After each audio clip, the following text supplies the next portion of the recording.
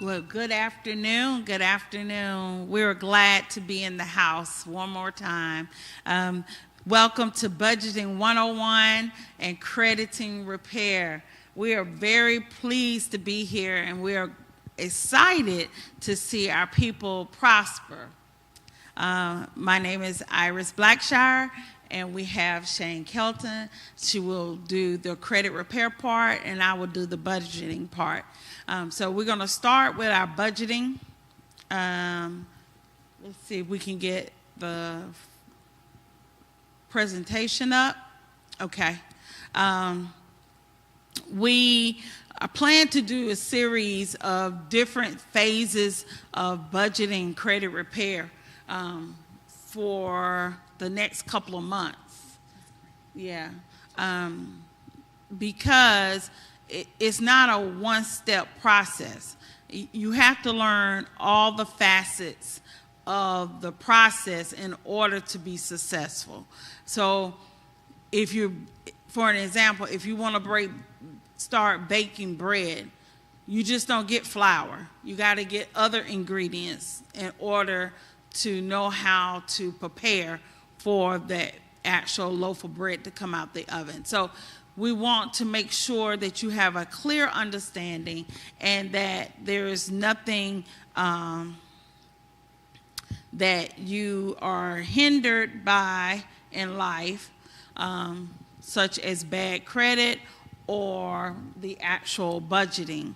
So budgeting, today last section we kind of went the full gamut of actual budgeting, how to budget, what things you should add in your budget, and things that you need to save. So today I want to focus on income, your net worth, okay? So with your income, normally you will have a balance sheet. So your balance sheet is all your assets versus your expenses, and that gives you your profit, okay? So we want to concentrate on what we consider as the assets, the income. And it doesn't always equate to money, as in dollar bills. Sometimes it equates to stocks, bonds, collectibles. So we're going to go through and understand exactly what those are. So your personal assets, we consider them to be mostly tangible. So the dollars that you have in your pocketbook, those are tangible. Stocks that you purchase, that even though you can't like physically pick up that stock, but you have paperwork to say, I have this stock. So we want to look at the actual tangible assets that you possess. So some of the tangible assets, if it's on the next slide, is land. Okay, so purchasing land, that gives you tangible assets. That increases your wealth. Land is always a good asset to purchase because land normally does not decrease in value but increase in value. So look at the market today. We have people buying houses left and right. Houses can't stay on the market. You go and try to put a bid on a house. If you don't put a bid on the house, time you walk in the house, you lose the house because they're flying off the market just that quick. Same as in land. People think, well, I'll buy land and build. Well, the land, how many times have you gone downtown and there was a new building out of nowhere in the midst of you driving downtown? I don't think there's not one vacant lot downtown. I think all the property downtown, all the land has been almost sucked into being a new building. Places that I used to park downtown, just empty lots now are condos. So land is a very valuable commodity. So you need to, if you want to start investing, try to buy a piece of land. Okay, so building structures, that's like your house. or apartment buildings, duplex. Those are tangible assets. Those are things that you can physically touch. Okay, collectibles such as cars, antique cars. Now, some people say, I'm not going to waste my money, I can't drive it, but I know billionaires have garages with just antique cars, and then they hire someone specially just to come and clean them, just to keep them up so that they can keep their value or increase in value. Cash. That's always a good asset to have. Try to keep as much cash as you can. Either you put it in the bank or, you do some type of investment. Investment is the next tangible asset that we want to talk about. So investment is not just stock. It could be bonds, treasury bonds. It could be commodities. It could be stock. It could be Bitcoins. I don't know much about Bitcoins, but any type of investment that you're going to gain some type of return on, that is your tangible asset as well. Okay, so we talked a little bit and we said cash is always good to have, right? So when you think of cash, how do you normally obtain cash? Most of the time it's through your income, right? So we're going to look a little bit deeper into income. So there's 3 types of income that I want to kind of focus on. And one is your earned income, one is passive income, and then one is portfolio income. I would say you cannot be financially wealthy with one. I think you need a mixture of all 3. That is how you're going to gain the most wealth, okay? So when we look at let's look at passive income first. Okay, so what do you think passive income may be?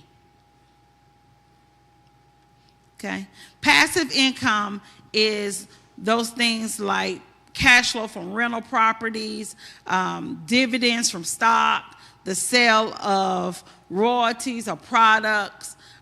So passive income, you really don't actively be involved in making the money, but you actually sit back and let the money kind of make for you. So like when you buy stock earns money as the value of that stock goes up, right? So that's passive income. So you're gaining money. You're not doing anything physically, but you're gaining money. So now stock ABC, when you bought it for $5, now it's worth $100. So you've gained more income. So that's passive income, okay? Let's think. Okay, let's say you have an apartment building, right? Okay, you have tenants in that apartment building. That's passive income. You're not doing anything. Basically, you're letting that building work for you, right? Those car rental, I can't think of the name of the company, where you can rent your car out for a couple of days or whatever. Somebody want to rent the car to drive somewhere and you allow them to rent your car. That's passive income. You're not doing anything, but you're gaining funds. So when you start thinking about how to gain wealth, put that into your equation, okay? What can I do to gain money and not physically touch it? Okay? And I know a lot of people kind of steer away from this now, but a roommate, that's passive income. You're renting a room in your house, apartment, your duplex, wherever you reside. You're renting that room. You're not doing anything. That's passive income. That's easy money. Yes. You're not doing anything, but it's making money for you. I know one individual, she had a 5-bedroom house. She rented out 3 of the rooms, and basically they paid her mortgage. So the money that she was working from her job was her money to do her investing, and her tenants paid basically for her mortgage and for her living. So you have to think how lucrative that could be. Now, I know you say, well, I'm not young, but there are some companies that even will pay you for playing video games. You're not doing anything, basically. You're just playing a game, and they will pay you. So there's multiple ways that you can do passive income, okay? Taking online surveys. You're not doing anything, but it's making money for you. So keep thinking of different ways that you can actually make money and not do anything, okay? The next source of income we want to talk about is portfolio. And so I like this picture because if you look at, I want to say they're dice, but you might say they're like Scrabble pieces. It says payday. If you pay close attention to the actual picture, it does say payday. So for me, this is money that you get from investments, dividends, and capital gain.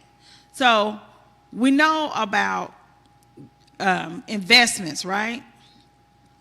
You can get interest, you can get dividends, and you can get capital gain. So what are the difference?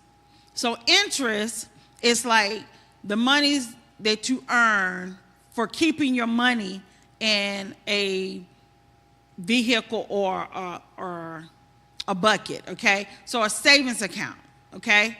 The bank says if you put money in this account, you'll earn, I think the rate now is what, 2-point-something%?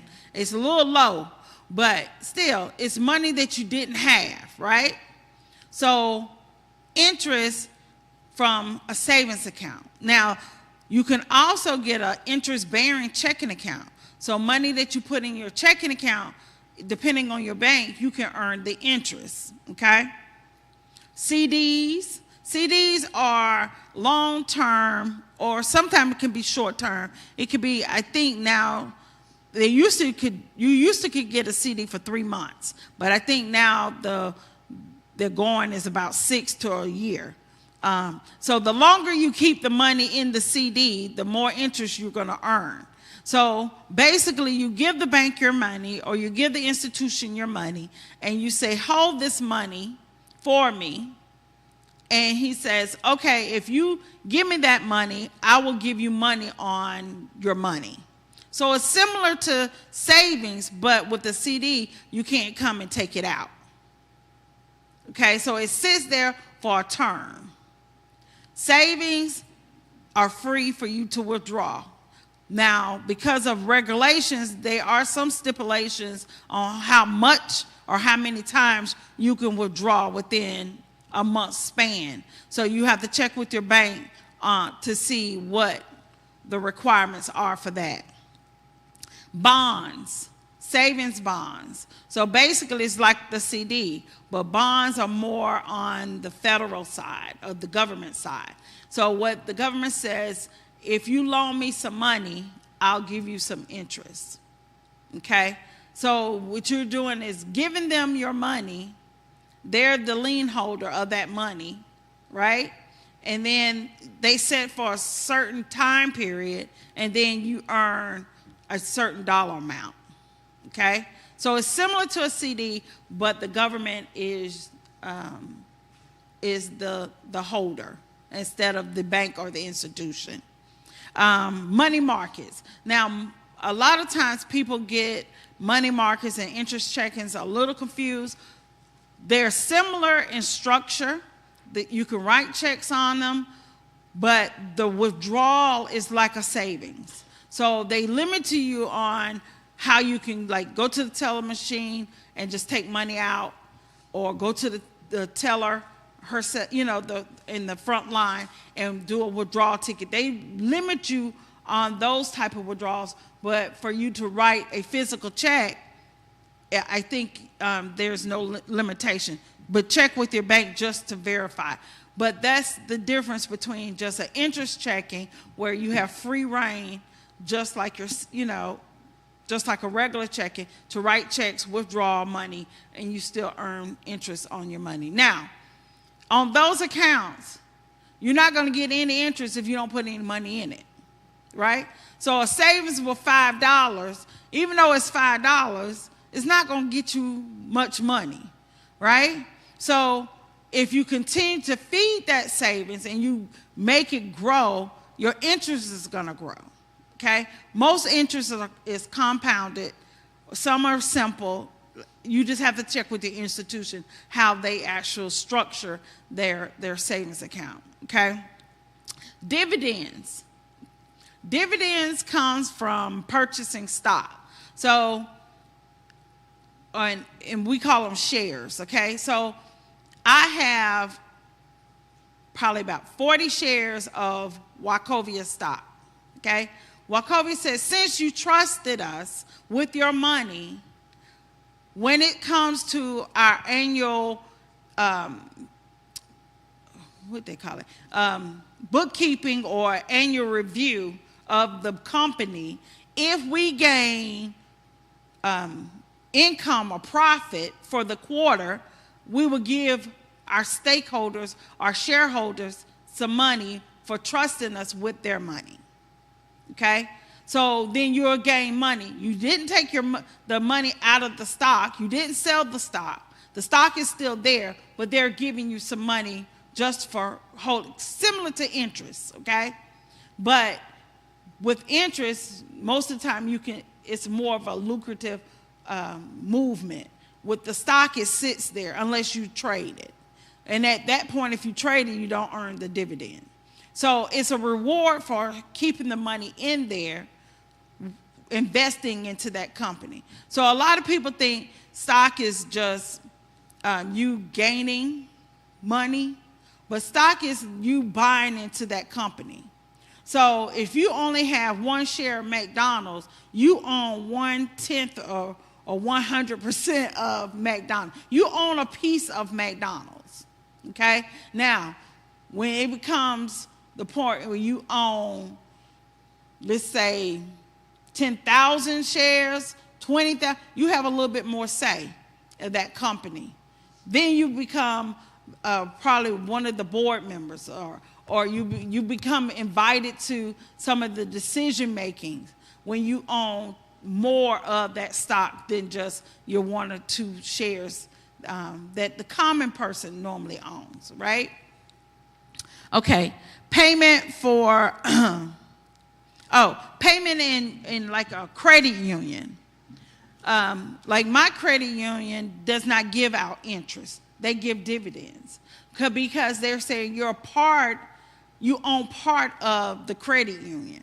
So some credit unions will actually give you dividends, and you don't realize that you're a valuable owner of that actual credit union. So you can, when you go and try to search for a bank, ask, if it's a credit union, ask them, am I considered a part owner or am I just a customer?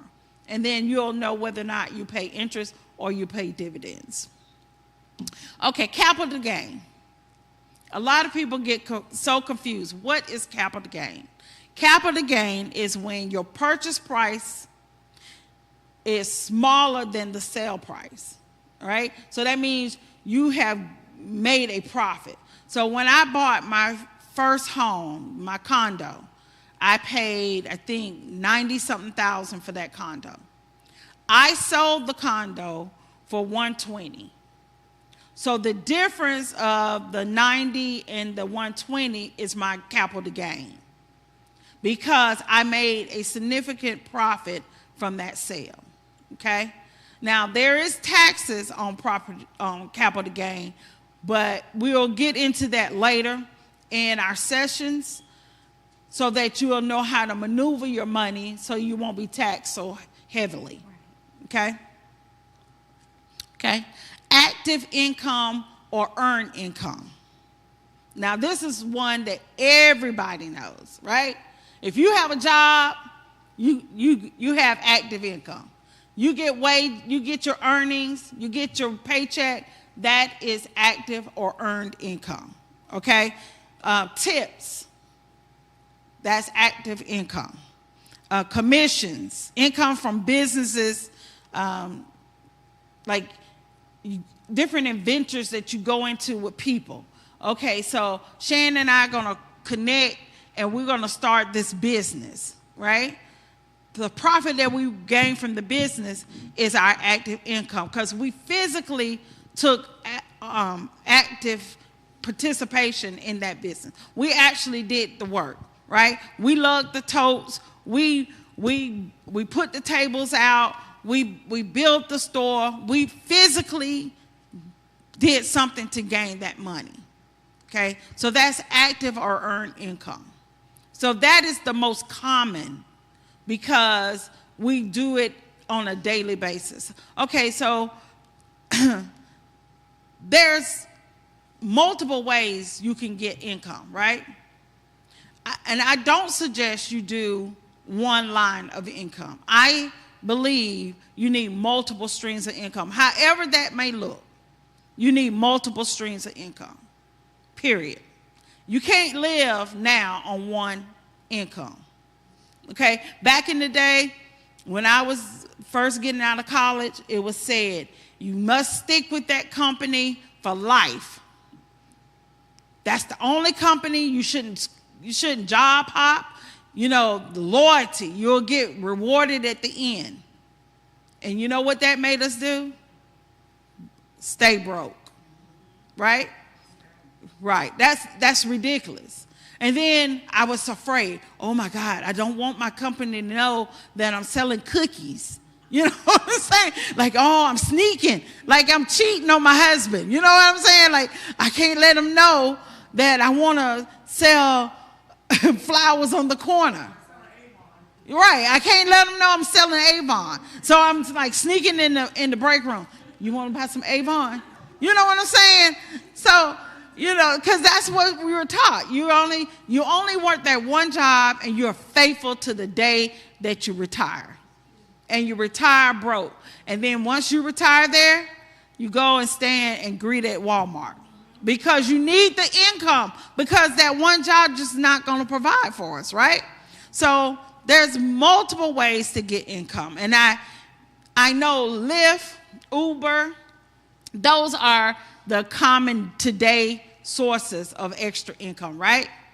But I thought of some extra type of jobs that I think that everyone may benefit from, okay? Dog walking. There's some old people, they need their dogs walked. It's getting cold. You can charge them. I'll walk your dog for 30 minutes for $45. You got 4 dogs with you, 4 times 45. You do the math. For just walking for 30 minutes. Now, that walking is not just benefiting the dogs, it's benefiting us too, right? Right. Or I'll wash your dog. I'll sit your dog. You going out of town? You want me to take care of your dog? I'll keep your dog for $25 a day. You provide the food and his toys and his bed. It could be lucrative. I know a young lady who worked with me at Wells Fargo quit her job. And now only thing she does is dog walk and dog sit. And it's a business for her. It started off with helping a neighbor. And now it's a full-blown business. And she does quite well. So you never think about that kind of stuff. Then you drive in your car every day. You going places. There are companies that will ask you to wrap your car with their business logos so that you can do advertisement. They'll pay you so many miles of driving just to wrap your car to advertise for them. It's nothing off of your back. You're not putting any money in it. You just advertising. You're doing your day-to-day functions. You're going wherever you normally go, and you get to sightsee, okay? Because you're driving. Because for me, if you're going to pay me per mile, I'm going to drive the wheels off of that car, okay? Okay, so that's a way to earn extra income, okay? Voiceovers. When you play the Bible app, you know you can have it to read to you instead of you physically reading it. Well, they pay somebody to read that Bible app. There's companies, you can Google them, that will pay you just to do voiceovers. Now, some of them will want you to read literature books, like for Amazon. Like when you do the audio books on Amazon, they paid those people to read the books for them. So if you're good at reading, you have a nice voice, why not? Why not? Commercials. They're always looking for somebody with a good voice to do commercials. My husband's a DJ. And so at first he was looking for people to do drops. So drops are, you advertise his name during the songs. As he spins or plays, I'm old. As he spins the records, you might hear, thank you, yeah, you're listening to the sounds of DJ X Blue 60, the best man in town. So you're hearing those things, but he pays people to do his drops. And I said, babe, I can do your drop. We ain't got to pay nobody. Right? But those people are making money, especially in times of COVID where you don't want to be really like connected to people. That's easy. You do the drop, you send it electronically. You're not doing voice overrides or voice over word, right? Then children are now taking SATs, PSATs, CATs, trying to get into college. You can be a test proctor. What's a Saturday you sitting there watching some children take a test? You don't have to answer none of the questions, so it don't mean you have to be, a professor. You just sitting there making sure they don't cheat and that nothing goes wrong doing them taking, shopping pencil. You just a Saturday while they take their test. That's easy money. Easy money for you to make with little or no efforts, right?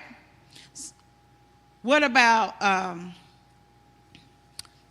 transcriptors? Okay, transcriptors are those people, when they listen to audio, they write it down. They put it in written form. So instead of doing the voiceover where you're reading the word, now you're listening to the word and you're writing them down. Okay? If you know another language, you can also be a translator and translate what you see or you hear. That's another way that you can earn some money. Okay? Social media manager. I know you're like, what? What is that? You find a mom and pop store and you say, you can go and pitch them. I can make your business grow by putting it on social media. I'll come and take some pictures. I'll post them on Instagram. I'll post them on Facebook. And it'll make your business grow. It's a marketing tool to make your business grow.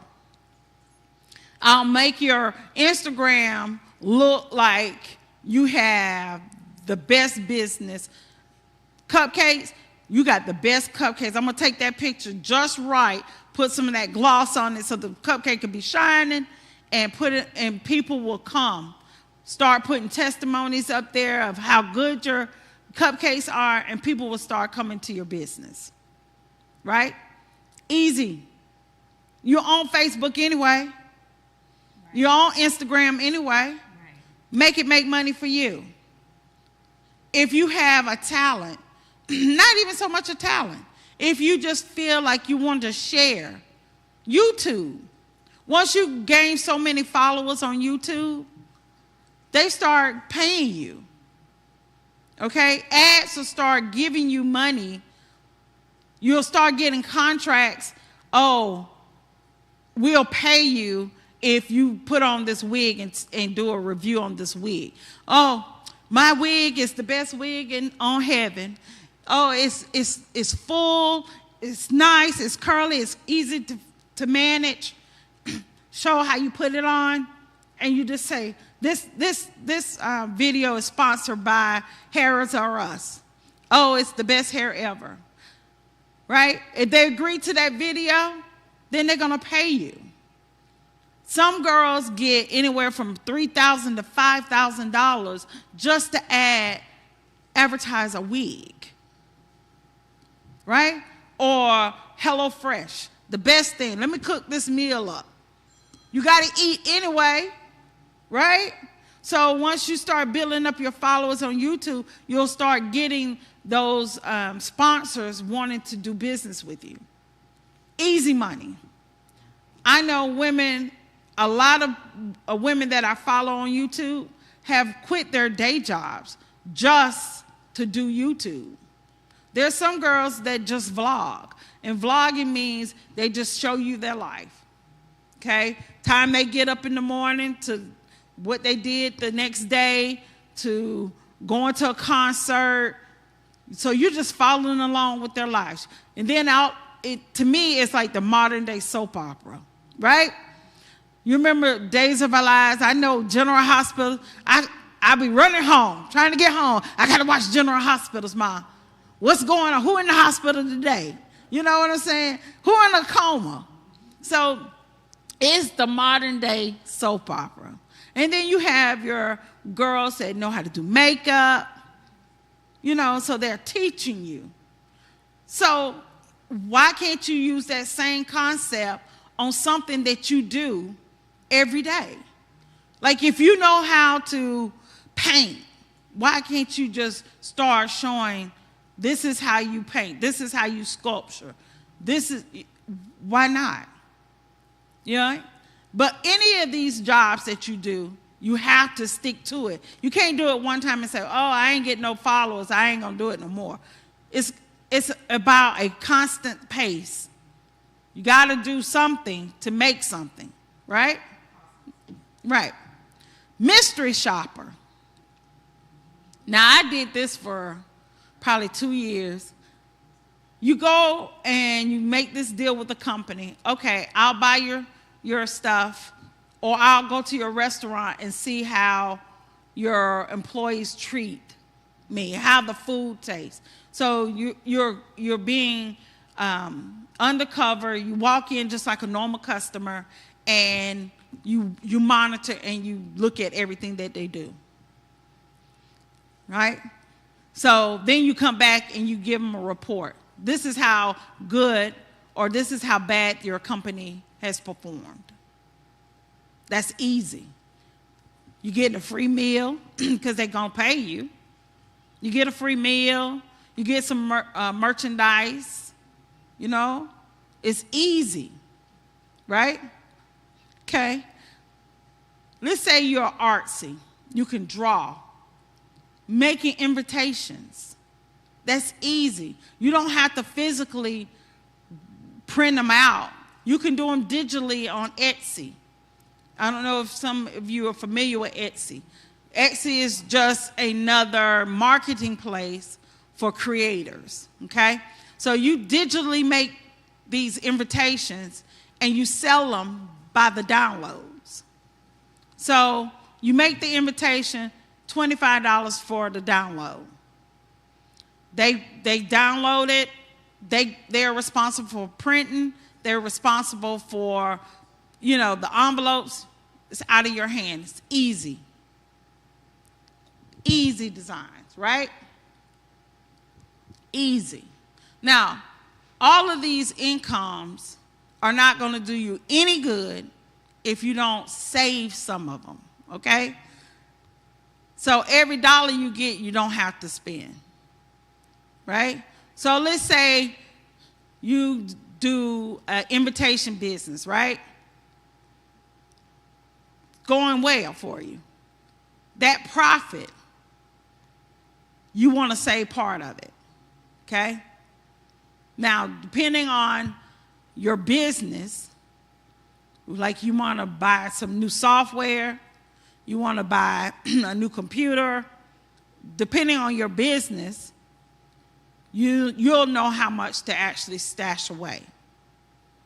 Now, all of these things are helping you to increase your wealth, right? Plus, it's making you independent. You're not relying on that 9 to 5 to bring you in income. The 9 to 5 is good. Don't get me wrong. It pays my bills. But I don't want to be dependent upon that. I remember going through working, thinking I was going to be the next top executive at the bank, right? Anytime they needed someone to go out and do training, they were flying me everywhere. I was the girl. You know, I could take a teller machine apart, put it back together, teach the class. People were contacting me. Oh, you did my class. I need some help. Can you come back? They were flying me everywhere. I was about the business, okay? I thought I was irreplaceable, right? So then I get a new job, and now they want me to help design the loan system. Oh, I've moved up, right? Chest all out, thought I had arrived, you know. I wasn't quite in red bottoms, but, you know, I could paint some, but I thought I was in them. You know, you couldn't tell me otherwise that I wasn't doing well. Oblivious to me, walking in with my Starbucks coffee, with my pocketbook swinging. My manager wasn't there. I said, ooh, this is going to be a good day, right? I got some testing to do. I'm going to put my headset on. I'm going to get my work done, go to lunch. I might go to Olive Garden. Her manager came to me. She said, let me talk to you for a moment. I'm like, what? Why she wants? I said, oh, Lord, I hope my manager's not sick. So she closed the door. She had this packet. I'm sorry to inform you, but after 20 years of service, after being the go-getter, the money maker, we have to displace you. I looked at her, I said, who? Not me. You need me. Well, no, we really don't. We can hire somebody else to do those jobs. Well, why hire somebody else when I'm here? Because they're new. We can hire them at a lower price, and you make too much money. I was going to say that's how a lot of job acquisitions happen, and they push people out the door. Exactly. Exactly. And I had no plan B. I had no plan A. I had no 1, no 2, no 3. Okay, I was stuck. Didn't know what to do. So I started looking for a job, my job. I got up at 7 in the morning, put on my clothes as if I was with my pocketbook with my Starbucks, and sat in front of that computer and started looking for a job. Okay? Scheduled interviews after 12. Got off my job at 6 o'clock. Okay? Until on Christmas, no, the day after Christmas, a company called me and said, hey, we want to hire you. And I thought, me? You know, because my self-esteem was low at that point. You know, I thought I was about it, but I wasn't. And then I started my baking. Okay? So I had a second form of income. Then I met a girl that says, hey, we need help at the Speedway counting money. You want to count? Hey, yeah, I had that teller experience from in the bank. I'll count money. So I'm counting money, baking cookies and cakes, Heavenly Pounds, and then also working at this other company, was an outsourcing company, doing virtual work. I really didn't even have to go in the office. I could do it from the house. You see what I'm saying? So most of the time, I was doing it from the house so that I could do some baking too. Then I met a girl that says, hey, you know they're hiring at the Panther Stadium. Only thing you got to do is manage a room. So then I started doing the Panthers while I was doing the NASCAR, while I was baking the cookies and cakes and working my full-time job. Right? Then some people will say, hey, I need help with my taxes. I need help with doing my budgeting. Then here I go. I'll take it. I'll take every job I can get. So then I started doing taxes and budgeting while working at the Panthers, while working at NASCAR, while baking cakes, while working my full-time job. And that got me my second house. Right?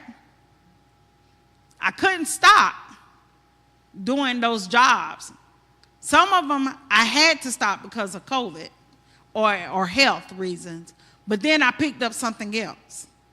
I made something else more lucrative, and I took on that, the mystery shopping. I couldn't do the Panthers because of my hip anymore, so I did the mystery shopper.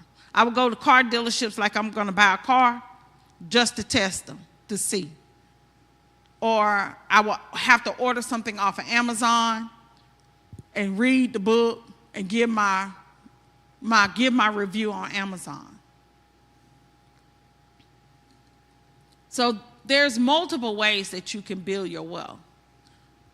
Working your 9 to 5 is not the only option, okay?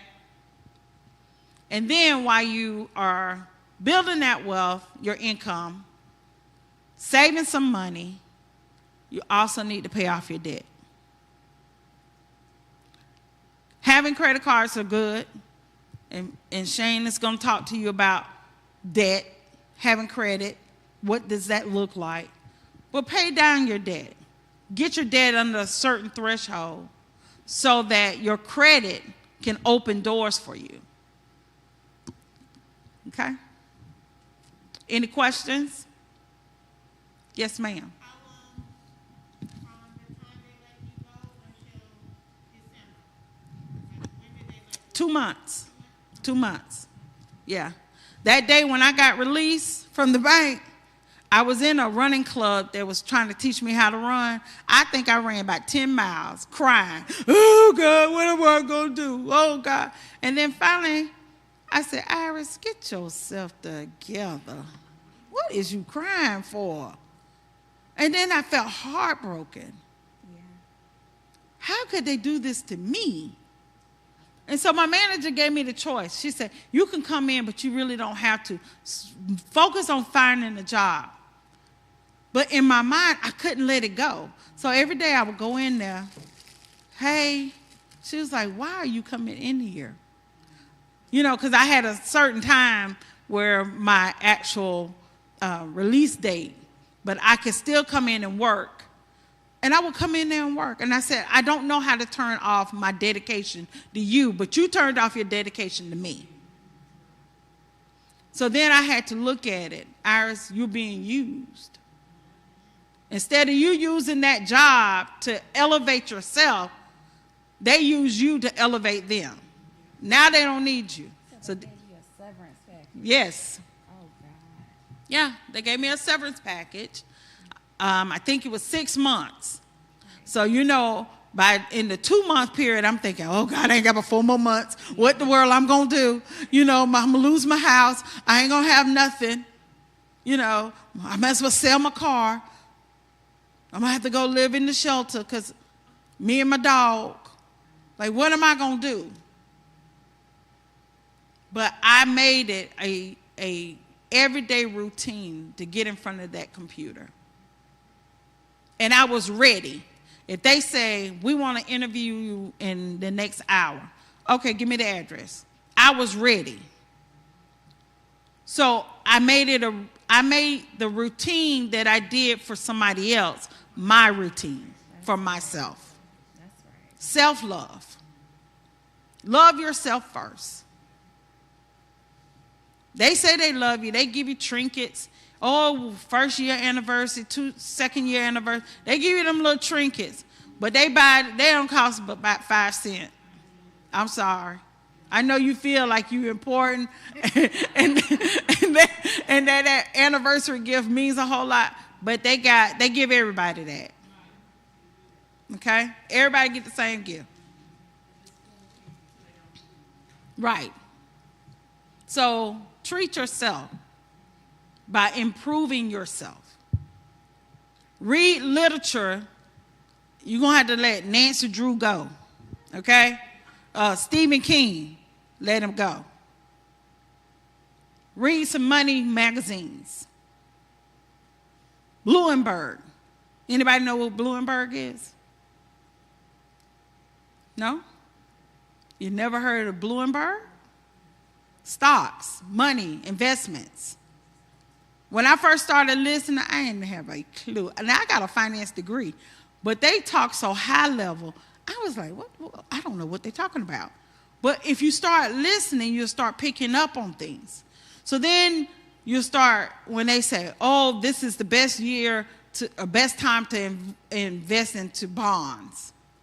And then they start explaining, different analysts start explaining why to invest in bonds or why not to invest in something. You know, then they talk about different stocks. What could cause the company to be so lucrative?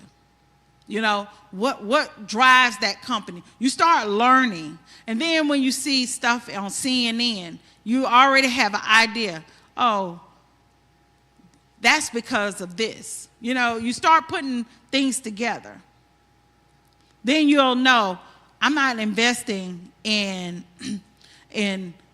swampland.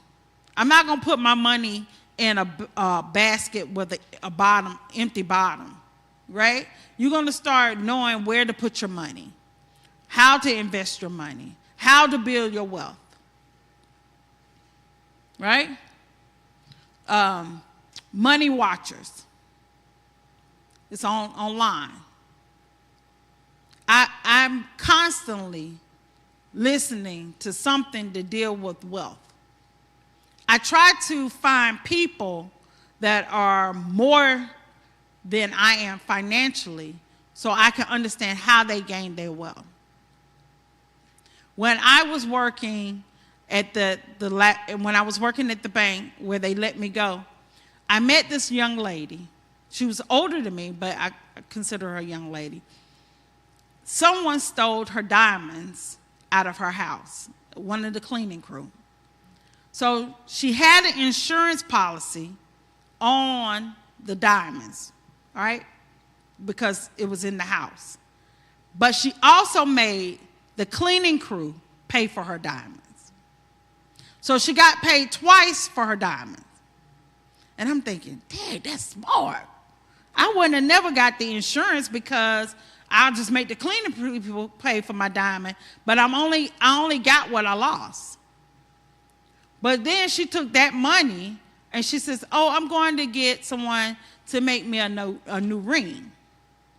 I said, going to somewhere. I said, we ain't going to Jared's or Kay's Jewelers or Hemberg's or where we going? She says, oh, I know a jeweler. So she took me into this place, and I have never seen so many diamonds laying in a showcase. Just diamonds. No rings, no bracelet, just diamonds. And so she says, this is how you harvest diamonds. And so she went through and she showed me, and she took the eye, and she said, look at this. You can see the black specks. You don't want that in your diamond. So she taught me things I had never known. I just thought you go into Jared's, and pick out a ring. Oh, God, he loves me. I got Jared's. You know what I'm saying? But she came out. She lost a 2-carat diamond ring. She came out with a 6-carat diamond ring. So then she says, now I'm going to teach you how to do the settings. So she picked the material she wanted to encase her diamond.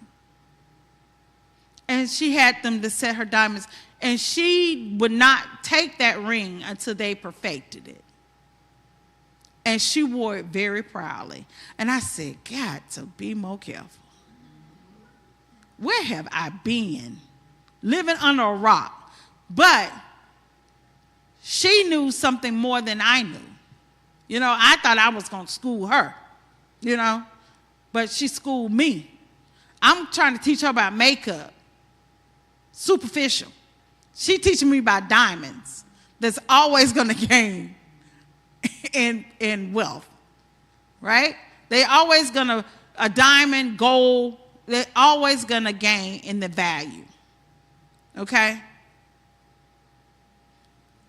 And if you can't buy but just a small diamond, buy a small diamond. You can always upgrade. But I was just amazed that people knew and were doing those things. I just thought you go into the jewelry store and make it happen. So find people that can teach you how to elevate yourself. Find a mentor. You don't even have to talk to them. Watch them. Ask them questions. Right? Gain your knowledge so that you can be more. Stop living in the bucket when you got the palace. Yes, ma'am. Uh-huh.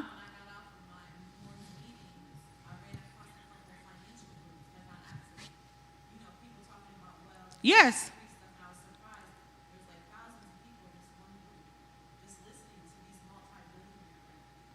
Making deals. Right. Right. Right. Free. It used to be where deals were made on the golf course. Now they're made on social media. Right? I belong to probably about 3 stock groups. And I read and I listen, and sometimes they're not just talking about stock. Sometimes they're talking about maybe another stream of income that I could pick up, right? So you have to put yourself out there to gain the knowledge so that you can gain your wealth. Any other questions, comments? Bloom, like the flower that bloom. Uh-huh. Yep. I listen to a lot of also podcasts on wealth. I read books. I even follow budgeting people that do budgeting on YouTube. I follow some of them I don't agree with. Some of them I do, but I pick up nuggets from them so that I can improve my skills, right?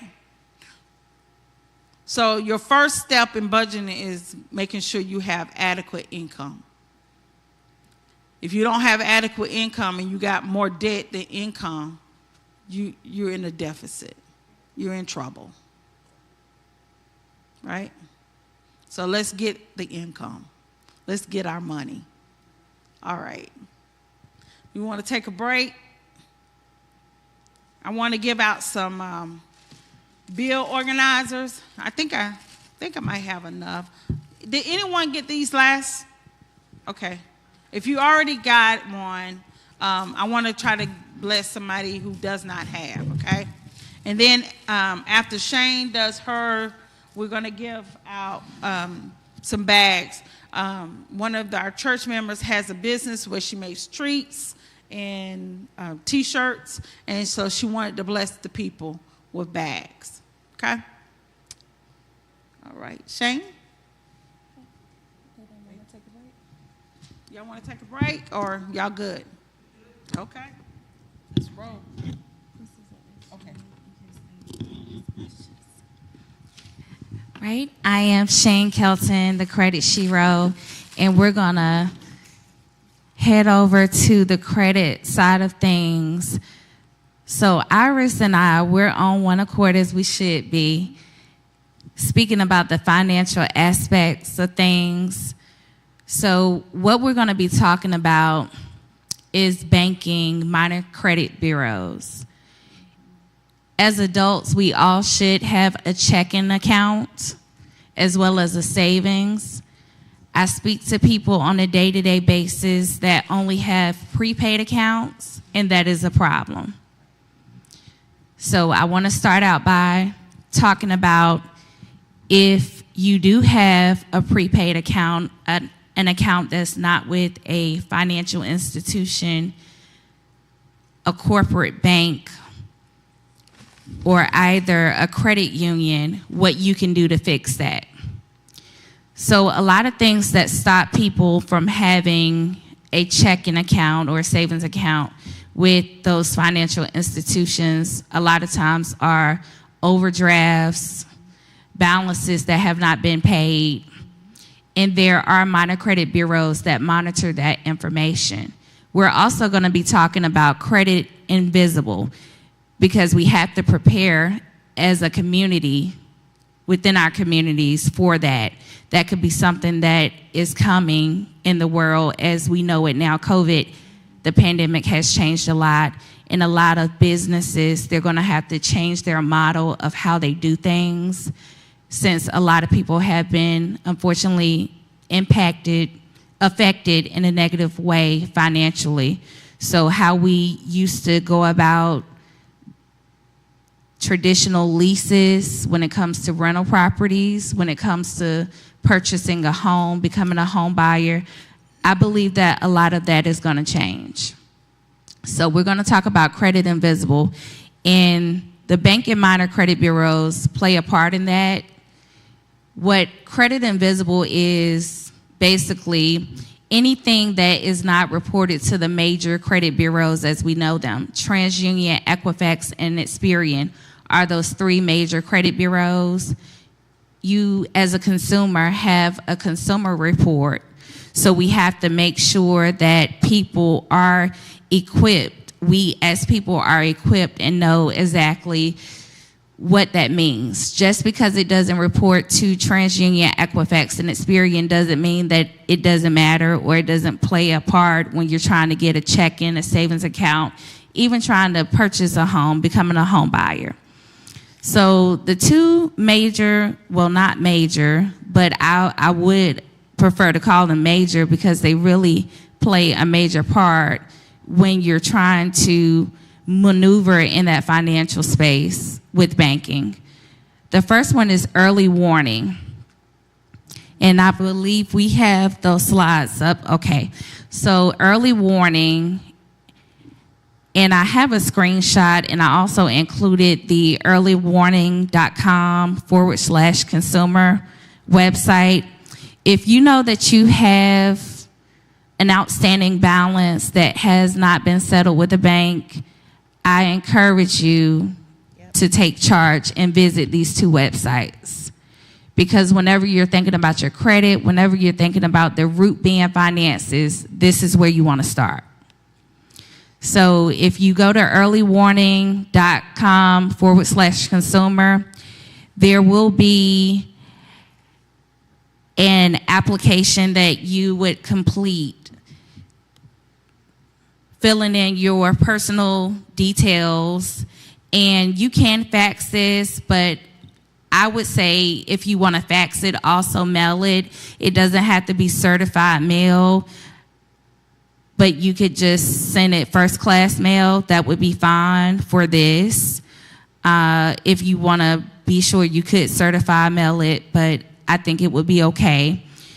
But you would request your information by completing this form, and they would send you a report as far as what is in the financial data system. So any banks like BB&T, PNC, Bank of America, Wells Fargo, any banks as well as credit unions, especially credit unions, are going to use early warning.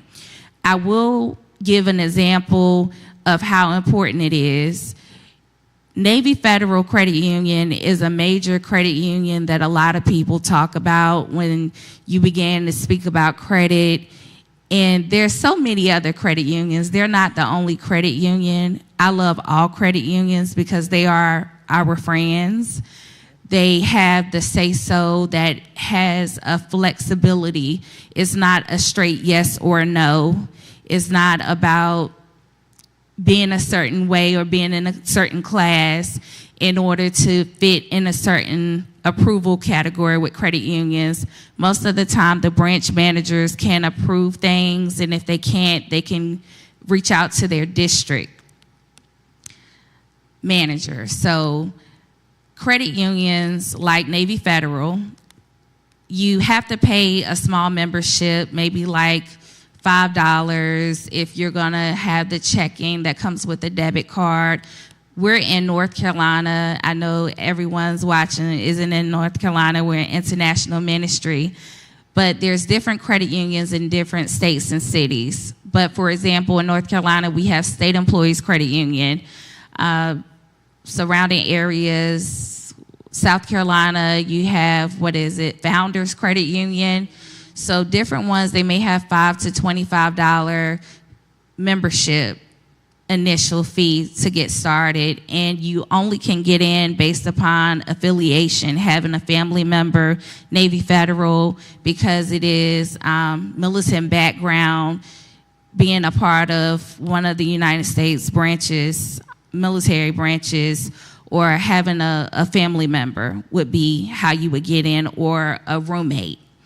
So a lot of people are not able to get into these credit unions because of early warning. So they're denied when calling in to get an explanation or get the letter. They find out it's because of their background with early warning. So you would want to start here. If you owe any financial institution. The second one is going to be ChexSystems, and that's CHEX. There should be a slide up for that as well. And I have a screenshot for that one as well that should be visible. So ChexSystems is more of what traditional banks use. But play it safe by completing both of these websites, intake forms, the application to request the reports. And the ChexSystems website, I didn't have a direct link for that, but I have the screenshot, so you would just go underneath request reports, and it would be the section for consumer disclosure. And when you scroll down on that website, you'll see they ask a question, have you been denied within the past, I want to say 6 months. Let me take a look. So they'll ask you if you've been recently denied or not for a checking account.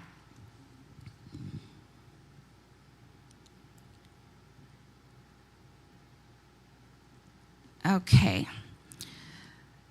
And this plays a major part, and there are many other minor credit bureaus, people that personally speak with me about their personal credit. Anytime you're thinking about becoming a home buyer, doing anything, even with leasing at times, it can be a blocker. Outside of the minor banking credit bureau system, there are minor credit bureaus like Innovis, LexisNexis, CoreLogic, Credico, SageStream, and LexisNexis have pretty much, a lot of them are merging together, becoming one, but you really have to work with one by one. And last session that we had, we discussed about public records and what they would be, like bankruptcy, eviction, even if it's an eviction notice, tax lien judgments, foreclosures, those type of things. So you have to deal with every aspect of your name. Your name is your character. Your character will take you places that money will not. And Iris, she touched on so many important points when it comes to income and just thinking outside of the box. We were taught to work a job, and no one's gonna get rich, let's be real, working a job, a 9 to 5. We have to really shift our way of thinking, our mindset, and use that job. If you are, not knocking anyone that has a 9 to 5, but you have to use that money to take care of what needs to be taken care of. Take a portion of that to invest in yourself in order to create money, more money. But your credit is so important because you can take other people's money, the banks, the credit unions, in order to invest to get that generational wealth as it relates to real estate. So we also have a flyer, if we could put that up, Mel, of a career coach that's in-house within the ministry, Minister Brianna Hampton, and she's here with us today. I didn't want to forget about that because we're talking about ways to make money, ways to create more income. So she is a career coach. This is what she does for a living full time. She can hook up a resume. She can have your phone ringing off the hook if you do need a second job or a third job, or even just needing assistance with coaching when it comes to interviews, preparing for interviews or any business endeavors that you may have going on. It's outside of employment for an employer, but she is available to help. So if you are in need of any resume updates, you're needing a coach as it relates to taking your business etiquettes to the next level, she is available and ready to assist. And her name is Brianna Hampton. Do you want to say anything? Okay, she's going to bring... Yes, we have viewers online that need to hear. Yeah. Do I have to come to the front? Okay, I'll walk over here and pull my shirt down. Get right. Hi, everyone. Thank you for that beautiful introduction. So yeah, my name is Brianna Hampton, or I go by Bree.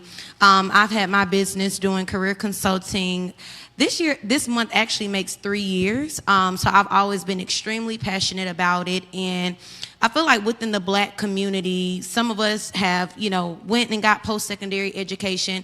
Some of us have not. But either way, this is like a prime time for us to go after those opportunities that we are seeking. Whether you want to step out on faith, have your own business, you need to know how to properly sell yourself and sell your experiences and get that buy-in so that you can get, those additional resources that she was talking about. Whether you're working with the bank, a credit union, you need to know how to sell yourself as well as your experiences.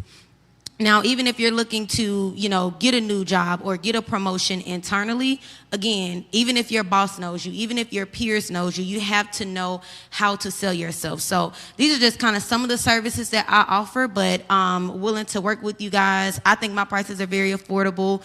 I've done a lot of research on the industry, so I'm not just saying it's affordable because it's affordable to me, but I've taken into account what I feel like is reasonable while also helping you guys to grow and develop in the way that delivers results.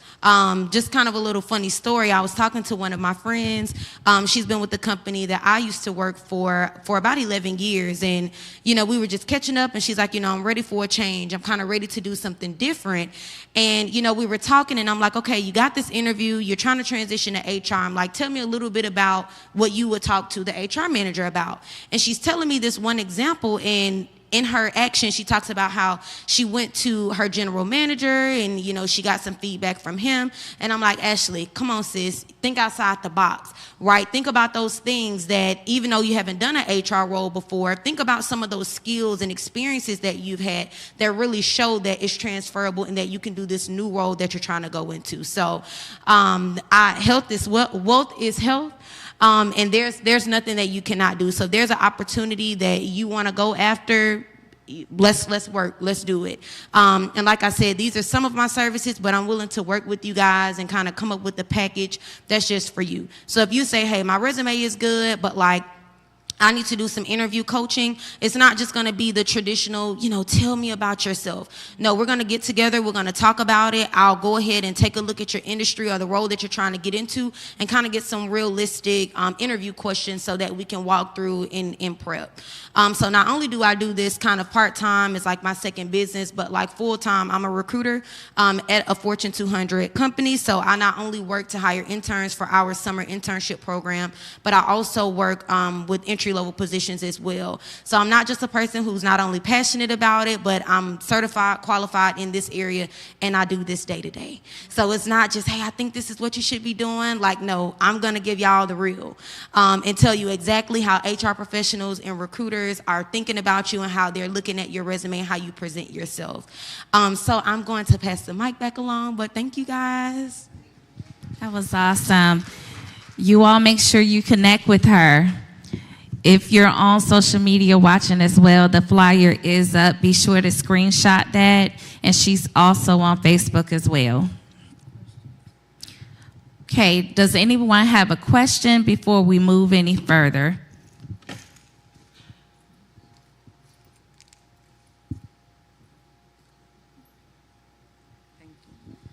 Shane, I have a question. I just joined Navy Federal Credit Union this last week.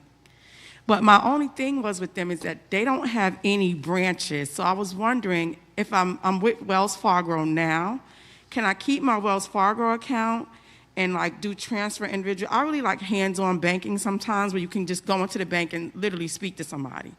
But when I called Navy Federal and they did everything over the phone, they just said that we as people in North Carolina need to fight for a branch here. We need to recommend that they get a branch here in North Carolina because the closest one is in South Carolina. And they don't have any sister branches here either. Like, I know some branches you can do alliance to state and right. They don't have any of that. So the representative said if we collaborate together and people start writing letters to corporate and all that, they should open one in North Carolina because she said they do have a lot of members. There are branches in North Carolina. Charlotte just hasn't received one as of now. Okay. But I'm working on it. Okay, so let's all get on that and write to Navy Federal. Okay. But they have branches now in Raleigh, and a couple of years back they did not have a branch in Raleigh, North Carolina, because it's military based. Like anywhere there is a base like there's going to be like Fayetteville, North Carolina. Right.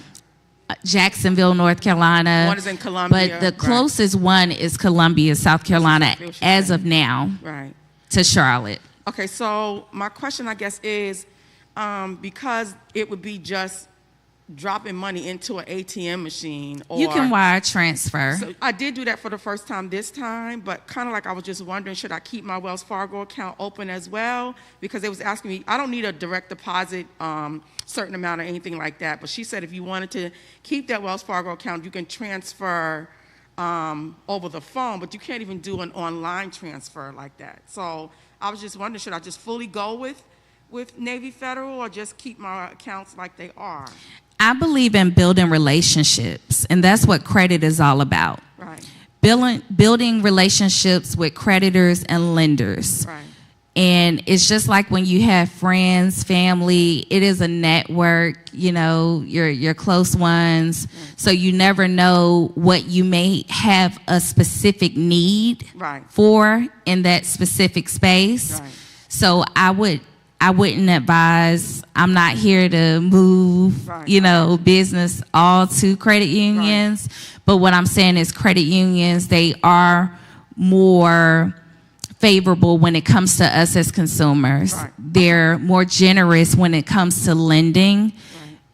the less fees and all of that. They're more for the members. Right. Okay. Whereas general banks are more for the big bank business. Right, I got you. It's just Yeah. just finding, those gas station ATMs or things like that. So that's my thing. What I want to be able to still have that person-to-person sometime access. You know what I mean? Like you can go into a Wells Fargo. Absolutely. And speak to somebody. But if I can't really reach out and touch you, I kind of get worried sometimes. So Yeah, well, have no worries because their phone assistance is amazing as It well is. as the online assistance. Right. So they're available like most banks are 24/7. Right.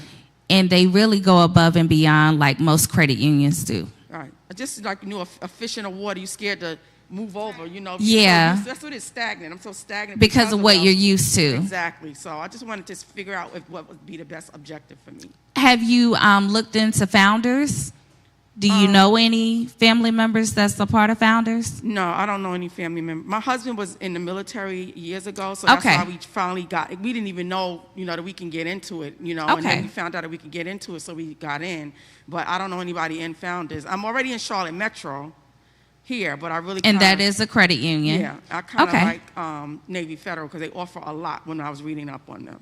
Right. Thank you. And just so you know, I have two. Okay, I have Wells Fargo and a credit union account, and I fluctuate. I do bill money in one account and my spending, and so it helps me to balance out. Right. I have several. My husband and I, we're like a part of Pentagon, Federal Credit Union, you name it, Yeah. because, it just depends on what you're trying to do. You may want to use this one for a vehicle. You may want to use this for business, personal, Exactly. home loans. It just Right. depends on what you're trying to do. Right. And then if they offer you a better deal, then why not go there? Right. It's about your money. It's not about being loyal to just one bank. Right. So I am just going to pause for a moment concerning the banking. I see that we do have some questions online. There is a question that relates to a Chapter 7 bankruptcy. And we did speak again about public records. And if you did not catch the first session that we did back in October, that is available on YouTube as well as Unity Charlotte International's Facebook page for the replay. But any kind of bankruptcy, whether it is a 7 or 13, to answer the question online, is not going to repair your credit. Again, it is not going to rehabilitate your credit. It is not going to make matters better. You're still going to need to do the work in order to get your good name back in good standing. And you're not going to have any buying power, any buying ability. People do it for different reasons, to keep a vehicle or to keep a vehicle in home, but it is not going to fix your credit. So she said, I don't know if that's a good idea, though. So Stephania, I believe your name is Stephania McCoy. Maybe I need some glasses, too. Could you please inbox me? And I'll be happy to speak with you. Okay, does anyone have any questions about that before we move back along with the banking? Any more questions? All right. Shane, I have to tell you, check systems, when I was managing a branch for Wells Fargo, back then it was First Union, we relied on check systems day in, day out. Like you came and you said, I want to open the savings account. Right. I had to run you through check systems. And so if check systems had a report on you, I had to deny you. And it's for still a that simple way. savings. Right. Yeah. So check systems, and then you think, okay, well, I can just write a check for wherever I want to purchase. And if you have negative reporting in check systems, it'll stop you from writing that check. So even though your check might be good right now, but you have a check systems report, it will ding that kick it out. Right, and so then you won't be able to make your purchase. So you need to make sure you clear everything in those systems. Okay, so again, that's early warning and check systems. We have a question? They have different information, because like the credit union, not credit union, the credit bureaus, thank you. Your score could be different on each one. Could you please repeat that question so everyone can hear? Okay. So for early warning and check systems, do they have the same information, or do they have different information for each one? Because the 3 credit bureaus, you could have 3 different scores. Right. That's a good question. You're right. They can have different information. It's just like with the major credit bureaus, TransUnion, Equifax, and Experian, they are competitors and not friends. Very similar with check systems and early warning. They are competitors, so they're their own individual business, independent upon which business chooses to work with them. They have that mutual agreement to work with one another, depends. But a lot of, I would say majority of the credit unions are going to use both. When it comes to the corporate banking, it would be mainly check systems. Now, I have gotten surprised here lately, and I can't recall exactly which banks it was, but I would say about 2 to 3 banks within the past 8 months since the pandemic has been going on. I was helping about 2 to 3 clients, and it came up that we also needed the early warning. So you just never know. This is why I'm strongly encouraging you all. You're going to do yourself a disservice if you know it doesn't matter if it was $25, if it was $60, whatever the amount is, you have to start here. That's going to be the first step of getting your money together. So the check systems and their early warning is what you want to do. If you have any thought of becoming a home buyer, we do need to speak about those other minor credit bureaus as well, but you have to start here. Because again, we're talking about credit invisible, and this is the way that the world is likely to go more in the direction of. So they will not just rely on TransUnion, Equifax, and Experian. It will be consumer reporting that does not report to those major credit bureaus. Because a lot of people have unfortunately had late payments, but they're going to rely more on your banking information to see if you have been overdraft a lot, even though your payment history may be not the best with the credit bureaus, but they're going to be looking more into the financial aspects of things, your character, your money spending. Are you someone that has the money but doing a lot of eating out, a lot of shopping, and just being irresponsible? So that's the way that I foresee the world is going to be moving into as we go into 2022, credit invisible. And Wall Street, they actually wrote about this May of this year, about how a lot of corporate banks, JP Morgan Chase, Bank of America, and several other large banks had launched that initiative already of credit invisible. So as opposed to relying on credit scores and credit reporting, they were looking at the financial activity of the spending. So they weren't going based upon credit scores, credit reporting, but they were using activity. And a lot of why they're doing this is because a lot of people have invisible credit. What is invisible credit? You don't have a credit score or don't have revolving credit, being a credit card to display what your characteristics is with managing. So that would apply to a lot of 18-year-olds that have just become legal, haven't had any buying experience, just as well as older people that use cash at hand to purchase things and do not use credit in order to pay things off over a course of time. Shane, don't you think that's ironic that they decided to do this, Right. this tactic at the point of COVID? It's sad. Right. It's so sad. it's another technique to keep us away, Yeah. right? But we have to be smarter. We have be to smart. move smarter. And we have to be smart as a serpent, but gentle as a dove. And we will not perish because of the lack of knowledge. Right. So this is why we're here today. And we're talking about this because as we are going to be unstoppable, as Pastor Jamila has already released that prophetic word for 2022, this is getting before the ball, before it rolls, by preparing for that. So something else I want to talk about, and any more questions before we move on? Okay.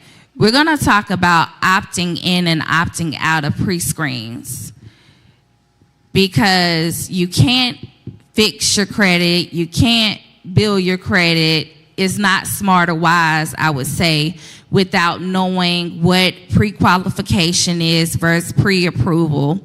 So there are two different things. A lot of times, and what you're going to see on the screen is the actual website for optoutprescreen.com. This is when you receive mailing offers in the mail for car insurance, credit card offers, loan offers. A lot of companies in the industry of credit repair will tell people to opt out and not give a reason behind why you're doing it. And I think it just sounds good and what people have heard from over a course of time without a good reasoning. So a lot of free informational groups on social media have been telling people to opt out. If you're going to work on your credit, the first step is to opt out. That is not a good thing. Why would you want to opt out of pre-approvals and not know ahead of time what your chances are with certain creditors and lenders? So I do not recommend anyone opting out, because we need this in order to be able to see what your chances are looking like before moving forward with the actual application. We have a question.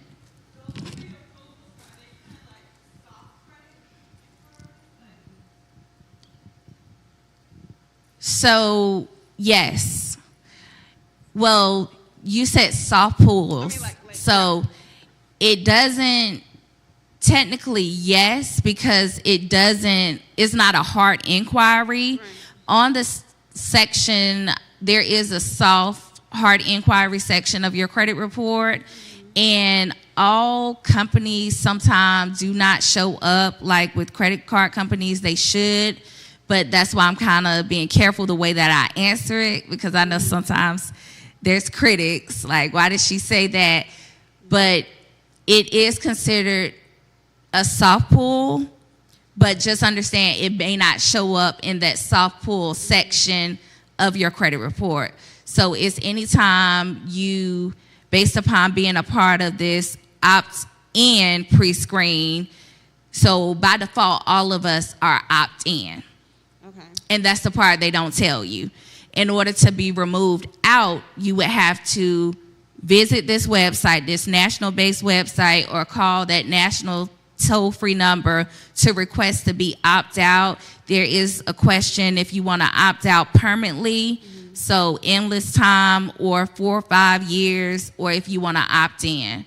So as long as you have not opted out, you should be able, a couple of companies that allow you to do pre-approvals would be Capital One.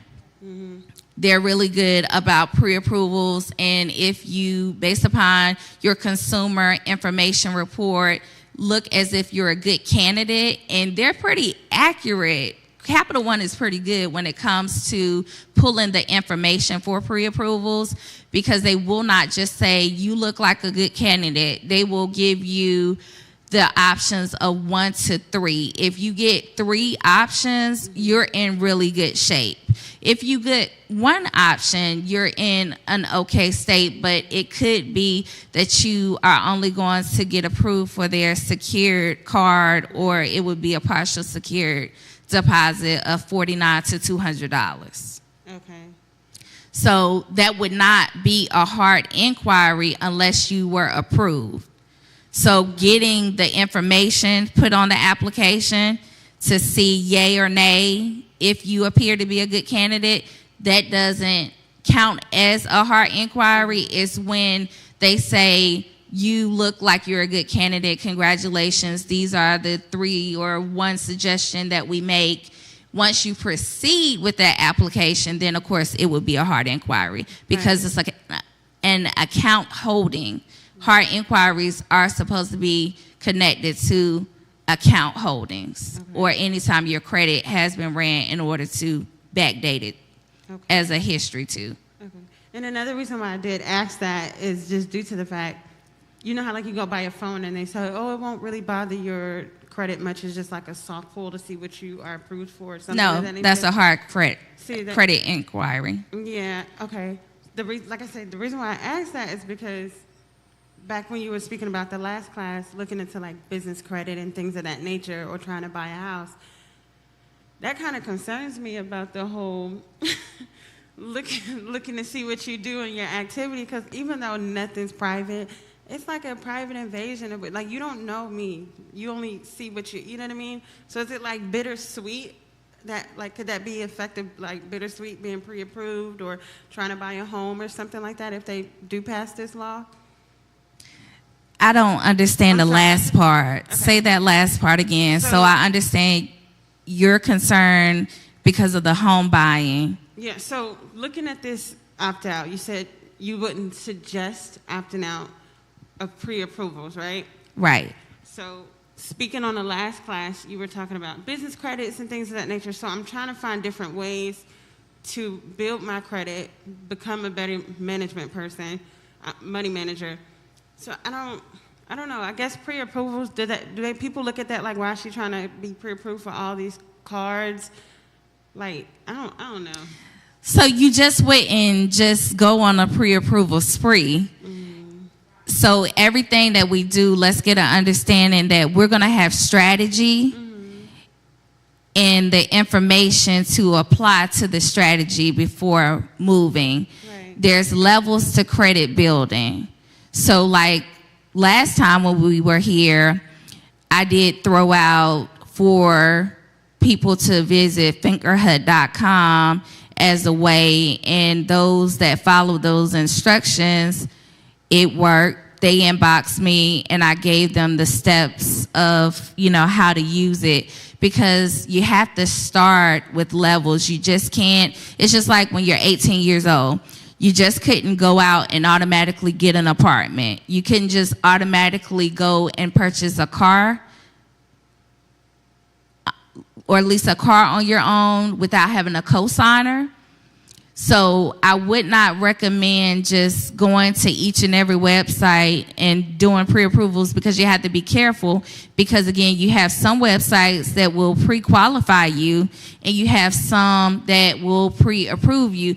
Pre-qualification is pretty much saying it appears that you may be a good candidate, but the chances are less assured that you're going to get approved, whereas a pre-approval is more likely to be approved. So you will want to stay away from the pre-qualifications, and then you have pre-qualifications with home loans too. You don't want the pre-qual, you want to be pre-approved. And we have a realtor that's here today, Colleen. She's here, and I'm going to ask her because she deals with home loans, and we also have Tamara Robinson, 2 realtors here. Tamara snuck in, and then I know I saw her, so I had to look back again. So we have 2 realtors in the house that are available to also add to all that we're doing. They both are actually in loans, so they also help people get approved, pre-approved, because pre-approval is the first step. Just like with the credit card, you want to start with pre-approval if you could before getting approved, because we don't want the denials, right? We don't want the hard inquiries to just be up there without an account. So I know we're kind of talking about banking and all of this, but I promise you it's all coming together and it's going to make sense because we have a lot of rising home buyers. Internationally, we have a lot of people that are becoming home buyers day by day, and especially in 2022. So I would, if you ladies could, please add to all that we're building on here to let everyone know that is about to move forward with the process as a loan officer, but just not as a loan officer, but as a realtor, because I know you all know your stuff and you're very personable and you're gonna tell everyone based upon their own individual situation as if it was your own, but you know, what's in the best interest of them. Can we get the mic? Oh, we have a question. Yeah, I just have one question. Because a lot of times in the mail, you get the things that say pre-qualified, pre-approved. So you're saying basically the pre-qualified, you just really want to ignore those things. And Are you a client? Are you Nicole? Yes. Nicole, I'm going to get Nicole. No, I'm just asking because we get a lot of those things that come in the mail that say that. It says pre-qualified compared to pre-approved. So basically Right. pre-qualified, you really want to stay away from and just go to the pre-approved things that you see. Not me, but I'm just saying in general. Right, that's a good question, and that's why I have our clients send over everything. And I know sometimes it's like she's having me send all this stuff, and she's not saying anything. So I review it. I am reviewing it, but if it's something that we should move forward with, Well, you know I don't bother you. I'll let you do your work. I'm not I'll let you know. But yes, pre-qualification is not a horrible thing. Right. I just have to check some things out. Right. And that's why I want everyone to be strategic because Right. everyone isn't a client, but our office is always available to answer any questions. You just have to be careful. Okay. You can Google the approval ratings for certain companies. NerdWallet is very informational. Nerd, like a nerd, N-E-R-D, wallet.com. But if you just Google credit card or top credit cards for 2021, top credit cards for 2022, when 2022 arises, those websites will tell you, I think it's creditcards.com. Just Google and it'll give you the top recommended sites to visit. And based upon everyone's information that has been collected over time, they have the rating of cards that are best to proceed with based upon your credit worthiness. So if you're someone that has poor to bad credit, there'll be a section, and most of the cards that fall under that section is going to be like First Premier. Those cards are not bad. They're partial secured cards, and a lot of people want to close those out, but I say it's just an investment. $95, a lot of people will spend $95 on a meal. It's only an annual thing. So credit is an investment, but they'll just rank it if you have good to excellent credit. You may have some Chase offerings and all of that, but it just depends. Just do your research is what I'm saying before you do anything. Shane, am I correct? Go When you ahead. select credit, you're painting your own picture. You're telling a creditor who you are. So if you just pick like 10,000 different credit cards, I mean, they're going to say, well, something must be going on with her. So You're saying applying at Yes. one time? yes. Yeah, you have to be strategic. You have to get momentum. Credit is momentum. It's about movement. Right. That's why things stay on your credit up to 7 years. It paints a picture. And not only that, it's biblical. Everything about credit, the credit model is based upon the Bible, the Word of God. I want Colleen and Tamara, could you all please, if you all can talk to us about home buying some and, well, the loan process and home buying.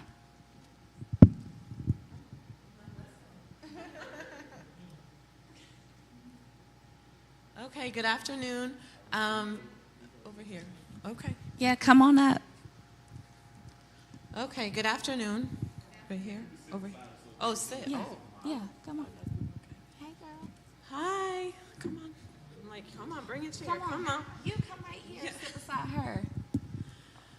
So I just thank you for the opportunity to talk for a second, unexpectedly, Shan. Right.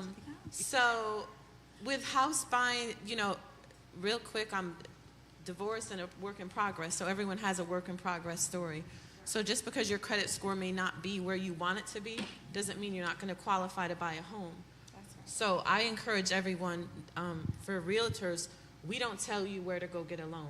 It's, we can recommend or we can advise you, but never let a realtor tell you what bank you have to go to, what broker you have to go to. Okay, you really have your own ability. When you have questions, we're here to help you and answer them. We're not here to tell you how to act or where to go or who's the best bank. You really, no one ever should do that. It's really not professional. So if you have a relationship with your bank or with your credit union, I encourage my clients, go talk to them to see if you're eligible for a pre-approval. Now, because I'm a loan officer assistant and a pipeline manager, I close loans every day. So when there's bumps in the roads, when someone can't get approved, we're working last minute to say, okay, let me work this, let me look at this bank account, transfer this here. We work to get loans approved for the customer. So there's a lot of questions we can answer in our profession, but we're never here to tell you where to go. So you really want someone, whether it's her or myself, to really just help you, because it's a huge investment. And I've seen people get houses with a 585 credit score. There's different lenders out there. In that case, when you have a lower credit score, Carrington Mortgage is an example. There's certain lenders who are going to approve people with a less favorable score. We're not encouraging. But we're not encouraging or endorsing. Yes, FHA, conventional. Yes. We want to Yes. go higher. We want to be higher. I'm going to be in the 800 club eventually. Yes. Okay, it's not going to happen today. But I do throw money out the window renting. I'm just going to keep it real. So if you can get approved for a home, it's a major investment. Yes. You're not throwing that $1,800 out when you could go buy the house for $1,000 a month with a mortgage. That $800 can go in a savings account, can go on a vacation, right? Can go into something else. So if you're able to buy, I think it's a great opportunity. Just be very, very cautious and don't rush the process. Be patient. Okay, any questions? We're more than happy to help you. Thank you. Well, my name is Tamara Robinson, and it's funny because I never really officially met you, but we have the same background.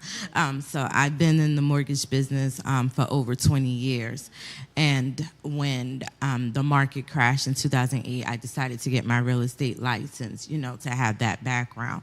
And like she was stating, we never push you to go to a particular bank because each bank is for different people.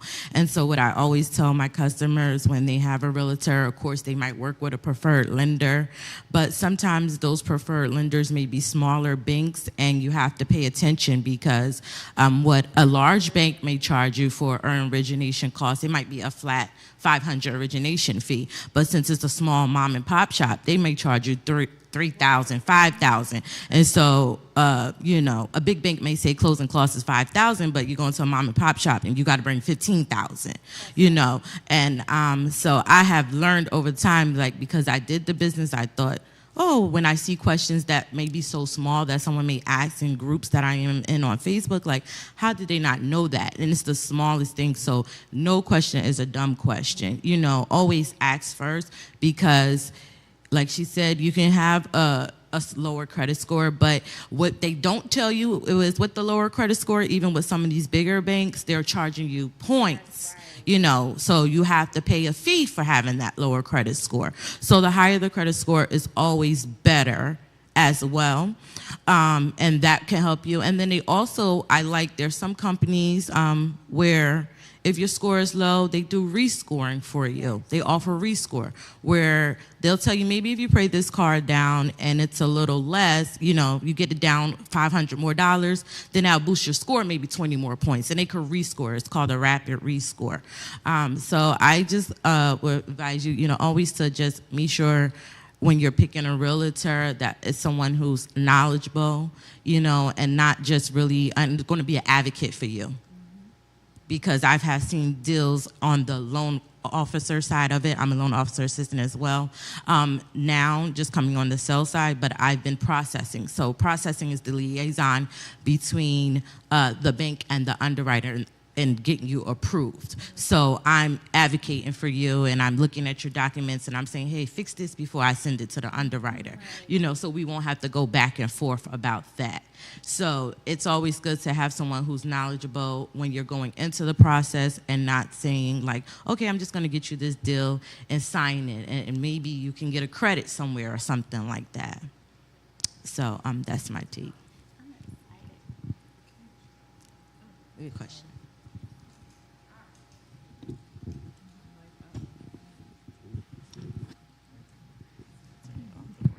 Hi, ladies.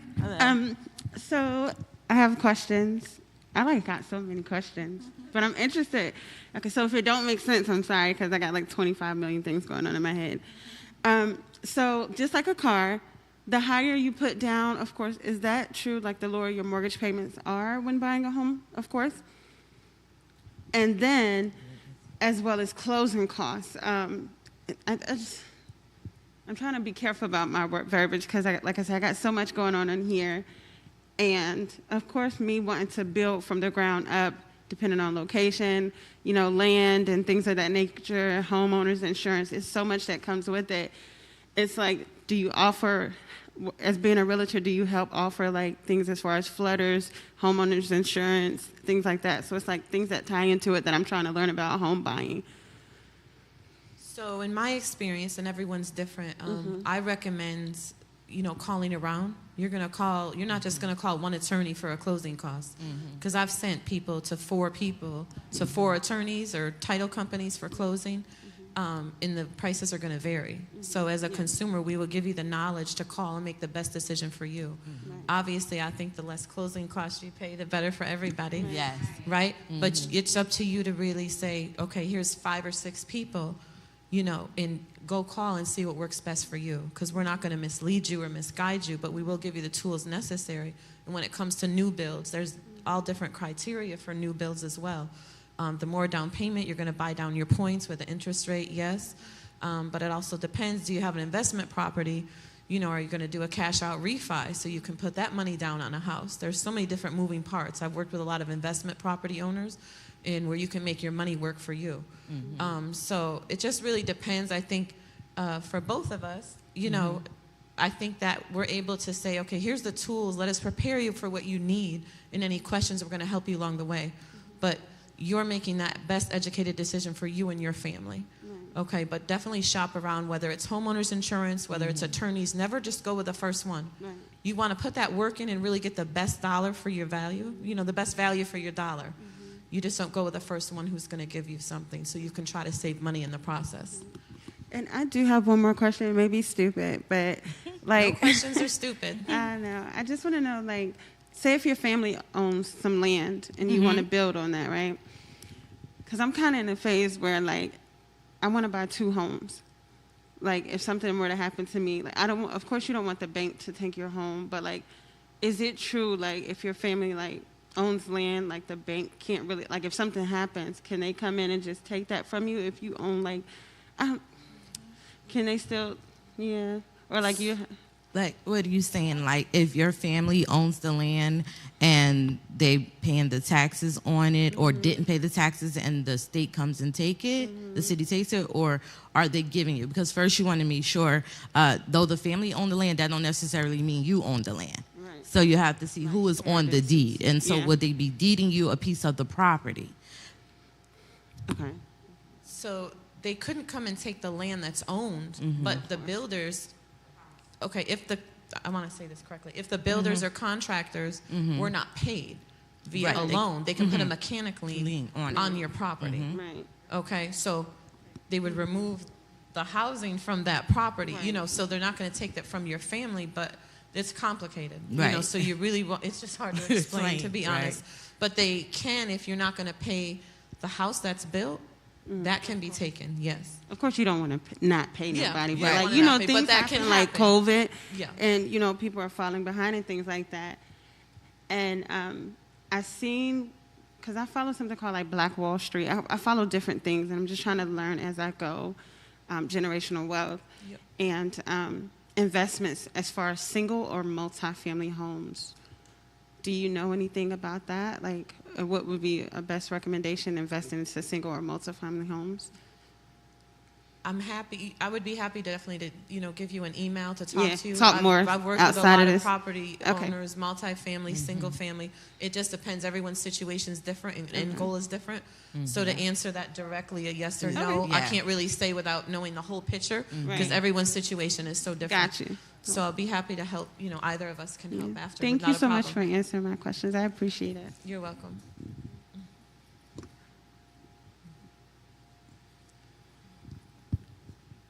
Hi. My question is kind of like her last question, but maybe a little different. Hopefully, it's a straight yes or no. With the first home buyer programs and things of that nature, do they have to be primary homes or can they be investment properties? Well, I mean, Colleen may be able to answer that. I've been doing some research. I know each state with first-time homebuyer programs are very different. Primary residence. Right. So, and you can't use it on an investment like that. It has to be your first-time home. And then sometimes there are some gray areas where if you haven't purchased a home in a certain amount of years, then you quote-unquote become Correct. a first-time home buyer again. Correct. And so you can use those funds as well. Yeah, from my experience, your primary home is always going to have to be, for the first-time home buyers program, it has to be a primary residence. Yeah. I haven't seen it done differently. Yeah. Any other questions? Thank you. Any questions? We're happy to help you, okay?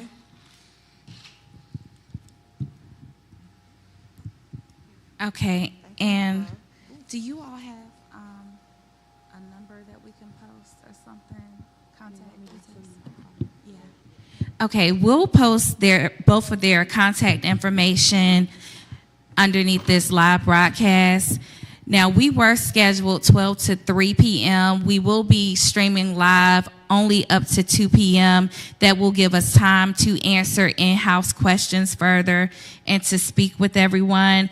Also, if you have any questions or concerns while you're watching this live broadcast or catching the replay, please feel free to leave your questions below in the comment section, or feel free to inbox Iris Blackshire, the money founder, directly.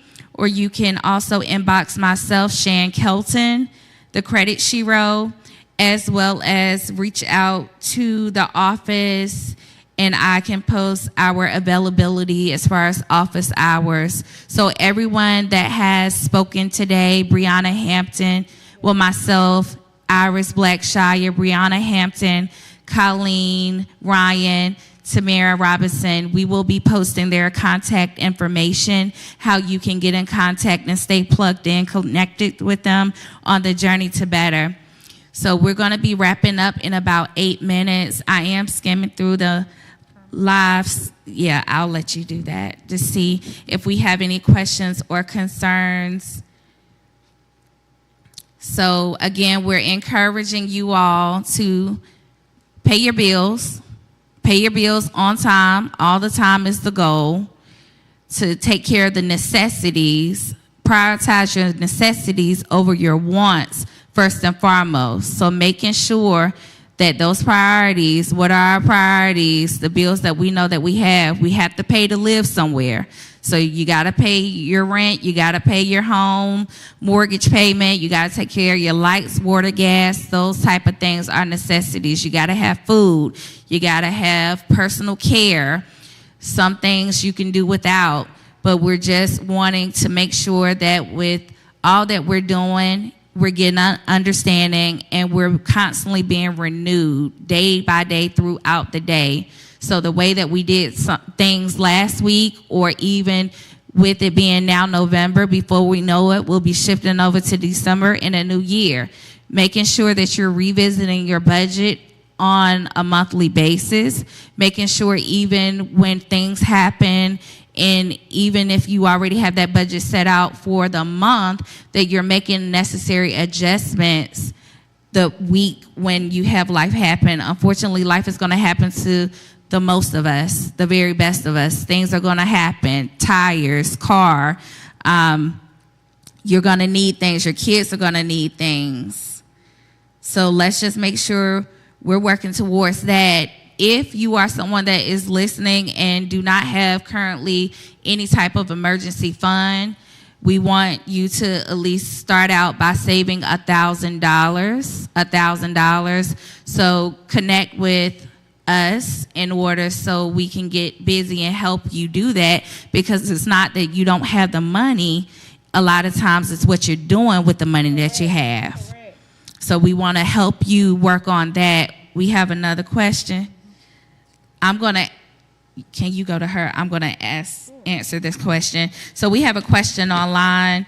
When you pay it, do it automatically get removed from check systems, or should you arrange it in your agreement? So that is a good question, being that check system, early warning are minor credit bureaus. And please do not twist what I'm about to say, because I'm not in the business of discouraging us from taking care of debt that we know that we accumulated that belong to us. But when it comes to the credit bureaus, the damage is done. So it just depends on the type of relationship. Everyone's situation is different, case by case. So with me saying this about check systems, I'm not saying this about collections. I'm not saying this about charged off accounts. We're talking about banking specifically. So if you do owe a bank, and depending upon what the relationship is, if the relationship is worth severing, if you want to rehabilitate that, I would encourage taking care of that. Either way, if you do or you don't, you need to request that credit report, that banking report, in order to see what's up there and, then move forward to see pay it or not. But it's not going to automatically remove it. That's why you have to work on freezing and suppressing that information too. And that's a whole nother conversation that we'll get to. So we're going to take one more question on live in-house, and then we'll be closing out this broadcast.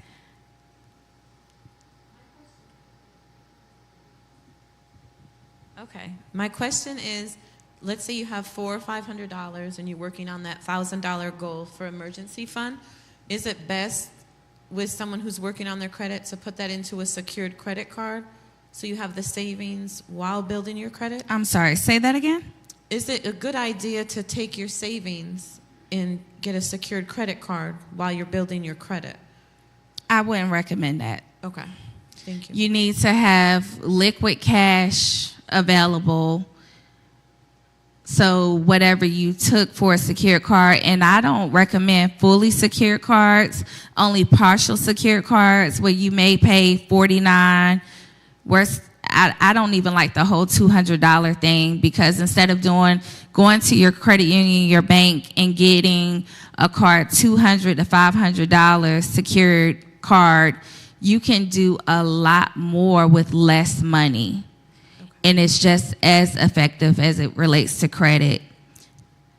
So I do see that we have one question online that I do want to answer before we end the broadcast. Do you have to wait 2 years after bankruptcy to purchase a home?